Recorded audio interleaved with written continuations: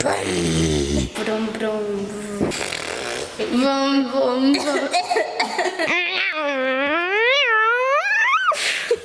From the 1st of October 2015, it will be against the law to smoke in a car with children under the age of 18. I think that's a great idea. Yeah. Thank you, government. Like you can smell it, you can feel it. Yeah, you really just want to tell them to stop.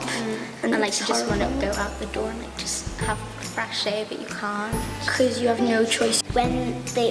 With babies, they can't take the seatbelt off, open the windows, because they haven't learned to do that yet.